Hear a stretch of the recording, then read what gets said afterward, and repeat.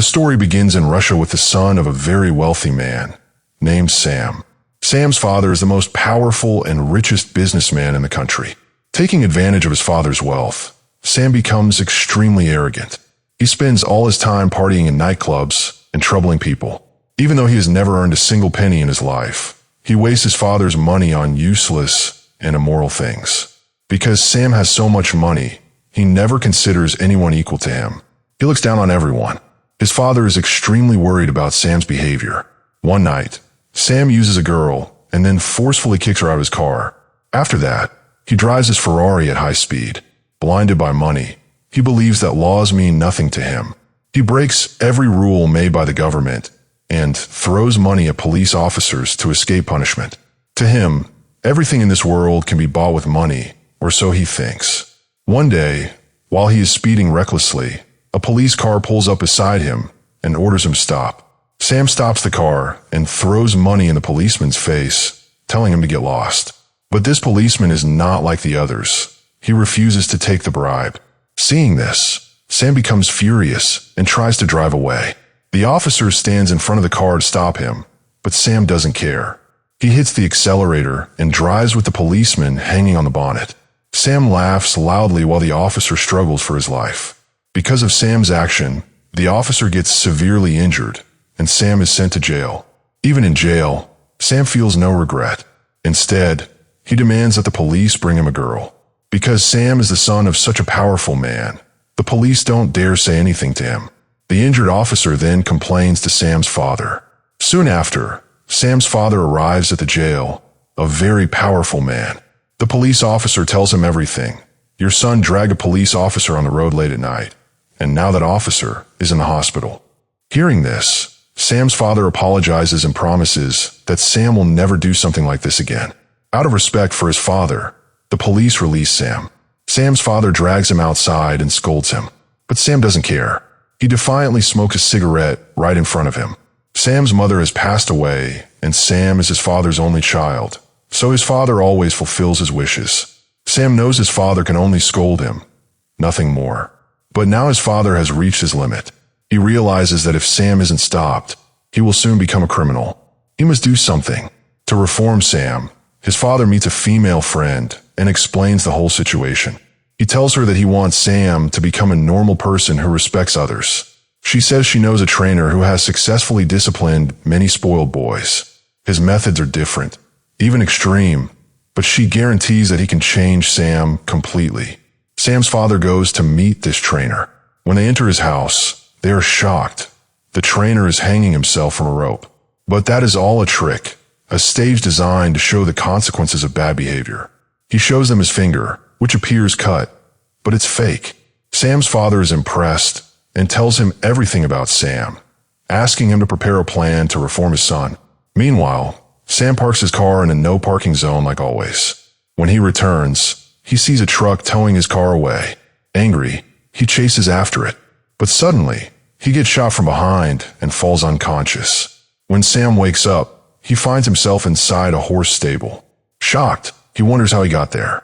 Before he can think further, a boy named Arthur appears and says, "Hurry up, the master is coming. You must prepare all the horses, otherwise you will be punished." Sam doesn't understand a word and pushes Arthur away. A man arrives and drags Sam outside, scolding him. "I told you last night to prepare the horses. Why didn't you do it?" Sam shouts that he has never seen him in his life. Soon, the landlord and his son Jack arrive. The man tells the landlord that Sam refused to prepare the horses. The landlord becomes furious and orders that Sam be whipped. They execute the punishment. The landlord says, "I'm going for tea. When I return, my horse better be ready. Otherwise, he will get 100 more lashes." Sam has no idea what's happening. Arthur helps him and brings him back to the stable to avoid more lashes. Sam demands a phone call, warning that if his father finds out they whipped him, he'll destroy them all. Arthur is confused. What is a phone? I've never heard of such a thing. Now shut up and prepare the horse, or you'll be whipped again. Sam panics, realizing he is trapped in a strange place. He tries to escape and tells villagers to call the police. But they don't know what police means. Observing their lifestyle, he realizes this is not the modern world. It looks like the 18th century. He has somehow traveled more than 200 years into the past. He desperately tries to run away again. But soon, a man catches him. When the landlord learns that Sam attempted to escape, Sam is sentenced to death by hanging for trying to escape the village. He is taken along with a few other prisoners to be executed. Just as Sam is about to be hanged, the landlord's daughter rushes there. She pleads with her father, saying, "I am tired of all this bloodshed. Today is my birthday. At least today, please spare someone's life." The landlord agrees to her request and releases Sam. High above, an eagle is watching everything happening in the village. That eagle flies outside the village and enters a house. There, a man grabs it, and we learn that this is not a real eagle, but a drone. This entire setup has been built by Sam's father, who has spent a huge amount of money to reform Sam. The trainer has created a complete set in the middle of a jungle, making Sam believe that he has time traveled to the 18th century and is living as a servant. All the people around him are actors, and every corner of the village has hidden cameras. Through microphones, the trainer gives instructions to the actors on what they must do. Sam starts believing that he has truly traveled to the 18th century. Although he doesn't want to, he begins living among these people. He wakes up early each morning with the sunrise. Earlier, he used to use luxurious bathrooms. Now he urinates in the open jungle. For breakfast, he is given dry bread. He works hard preparing horses and faces a lot of difficulty. If he makes any mistake, he is punished by being forced to eat horse feed. At night, he must sleep on the ground instead of a comfortable bed. Sam struggles to understand how he will survive such a life and keeps wishing to God that he could return to his time. The year, 2019. One day, while walking in the village, Sam hears someone crying. He follows the sound and finds the landlord's daughter, Sophia. Sam asks why she is upset. She tells him that her father wants her to marry an old man whom she does not love. Sam's reaction is heartless. He says, "That's good. The old man will die soon, and then all his wealth will be yours." Even in such harsh conditions, Sam has not changed his selfish, mischievous behavior. The next day, Sam steals the landlord's chicken because he is tired of eating vegetables every day. He asks his friend Arthur to cook it quickly so they can enjoy it together. But once the chicken is cooked, Sam eats the entire thing himself and leaves nothing for Arthur. When Arthur comes to get his share, Sam shamelessly says, "I ate yours too." Soon after, the senior servant discovers that one chicken from the landlord's house is missing. He lines up all the servants and demands the thief step forward. Otherwise, everyone will be punished. No one confesses, so he suspects Arthur and drags him to the stable, beating him brutally. Sam watches everything, but does not speak the truth. He only cares about himself, feeling no guilt over Arthur's suffering. Later, Arthur comes to Sam and shows his back covered with whip marks, which in reality are just realistic makeup. But Sam doesn't know that. Even after seeing the wounds were because of him, Sam still feels no remorse. Then, a girl named Rose arrives on horseback. While she is getting off, Sam accidentally sees her underwear. For a moment, Sam feels attracted, but then he realizes something strange. How can a girl in the 18th century be wearing modern-style underwear? Suspecting the truth, he runs to her and demands to see it again, asking how she has something from the future. When she doesn't respond, Sam tries to check by force. Before he can see anything, the villagers rush in and rescue her. Rose rides away quickly. In the control room, the trainer panics. He does not want Sam to discover the truth, because if he learns this is all fake, he will never change. Sam's father also tells the trainer to shut down the whole operation because, despite everything, Sam is not improving. But suddenly, they receive a message that Sam is looking for Rose to apologize. This gives them hope, and they decide to continue a little longer. The trainer instructs Rose through the microphone to go and meet Sam. When she appears, Sam genuinely apologizes for his behavior, and Rose forgives him before walking away. That night, there is a festival in the village. Everyone sings, dances, and enjoys themselves. Sam joins in with the villagers. Sophia also begins dancing with him and tries to get closer. She tells him that she will never marry that rich old man. She is looking for a handsome young man. If she does not find one, she will kill herself. This is part of the trainer's plan, to get Sam emotionally attached and develop feelings so he becomes a better person. But Sam shows no interest in Sophia. He keeps looking for Rose and finds her sitting alone. He tries to talk to her, but Rose avoids him. Then Arthur arrives in a panic, saying Sophia is drowning in the lake. Sam immediately rushes to save her and succeeds. He brings her home, where Sophia tries to get close to him again, but Sam rejects her and leaves to look for Rose. He goes to Rose and asks her to join him in the festival because he heard that any boy and girl who stay together at the festival become partners for life. But Rose shuts the door on him. Sam feels deeply hurt. She ignores him because the trainer has instructed her to stay away. Meanwhile, the trainer observes everything. He realizes Sam has developed feelings for Rose, not Sophia. So the next day, he calls Rose and tells her to change her act. She must now get closer to Sam. Rose agrees, but her boyfriend, who is playing the landlord's son Jack in this fake world, is upset about it. Rose convinces him that it is only acting and is meant to help Sam become a good person. He finally agrees. The next day, the landlord is very worried because his son Jack has attacked some soldiers in the city, and now more soldiers are coming to punish him. The landlord calls Sam and asks him to take the blame instead. In return, they will grant Sam freedom. The moment Sam hears the word freedom, he immediately agrees. He thinks, better to suffer a little now than live like a dog here forever. The soldiers arrive and demand the landlord's son. Sam steps forward and says, I am the landlord's son, and I attacked the soldiers. They capture Sam and whip him as punishment. After the whipping, Sam puts on new clothes and goes to Jack. He proudly says, I've done my part. Now set me free. Jack laughs loudly and pushes Sam to the ground, saying, You are such a fool. Jack spits on Sam's face and says, You think freedom comes that easily? Get out of here and go prepare my horse. Sam says nothing to the landlord's son and quietly walks away. In the control room, Sam's father and the trainer watch everything and feel very disappointed. They wanted Sam to learn to stand up for his own rights, but he failed again. Sam slowly begins to accept this life. Every day he works sadly in the stables, preparing horses.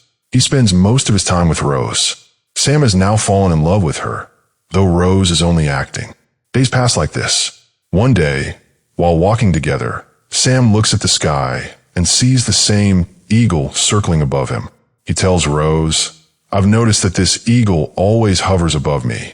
It is actually a surveillance drone, and Rose knows the truth. But she lies, saying, I've seen this eagle since childhood. It protects our village and always watches over us. Meanwhile, Sophia, the landlord's daughter, and Jack are very upset with the trainer. Sophia is angry because the lead role was taken away from her and given to Rose. Jack feels jealous seeing his real-life girlfriend with Sam. Sharing their anger and frustrations, the two get emotionally close and secretly make out in the stables. While passing by, Sam and Rose hear noises coming from the stable. They walk inside, and Rose is shocked to see Jack with Sophia. Since Jack is her real boyfriend, watching him intimately with another girl breaks her heart. Rose runs away, upset, and Sam follows her to comfort her. The trainer soon learns what Jack and Sophia did. He gets furious because in the story, they are supposed to be siblings, and their behavior could make Sam suspicious, ruining the entire plan. So he yells at both of them and fires them from the project. Rose remains deeply hurt seeing her boyfriend with someone else. Sam arranges a beautiful candlelight dinner to cheer her up. She really appreciates the gesture. They talk for a long time. Sam tells her, Jack betrayed me. He said if I took his blame, he would set me free. I was whipped in his place. But when it was time to free me, he refused, spat on me, and mocked me. But I didn't react because I saw myself inside him. In my world, I was the same, arrogant and heartless. I never cared about anyone's feelings. Hearing this, Rose genuinely starts falling for Sam. For the first time, she kisses him. Watching this in the control room, Sam's father and the trainer feel proud. Sam is finally changing. Meanwhile, in the real world, Sophia, the actress fired from the project, leaks the truth during an interview. She tells the media that the richest man in Russia, Sam's father, has imprisoned his own son in a fake village and is playing with his emotions. The news spreads like wildfire. Police begin an investigation and head toward the hidden village. Sam's father panics and orders the trainer to shut everything down. But the trainer says the police will take time to reach here, so they should run one final sequence. He says, this last act will decide everything, whether Sam becomes a changed, brave person or remains the same arrogant coward. He announces that Mongols will attack the village. Back in the village, Rose tells Sam, if we ever get separated, never doubt my love. My love for you is real. She knows this is the final day of the act, and they will part ways after today. Arthur runs in and says Mongols have attacked the village. Rose and Arthur rush to help while Sam, terrified, refuses to go. But when he sees Rose running toward danger, he gathers courage and follows her. A Mongol soldier has captured a village girl, and her father pleads for her release. The Mongol leader offers a challenge. Fight one of my warriors. If you win, she goes free. If you lose, she stays with us. The fight begins. It's just a stage show between trained stuntmen. Eventually, the warrior beheads the father, again using a fake dummy head. To honor his bravery, the Mongol frees the girl, but now captures Rose instead. The leader shouts, is there anyone who will fight to save this girl? Rose cries out Sam's name, begging for help. Sam becomes terrified again and tries to run away. Watching this, Sam's father and the trainer feel completely shattered. Everything is destroyed. His father says, I failed to make my son a courageous human. Sam looks up and sees the same eagle flying overhead, remembering Rose's words that the eagle protects their village. He feels that even the eagle wants him to save her.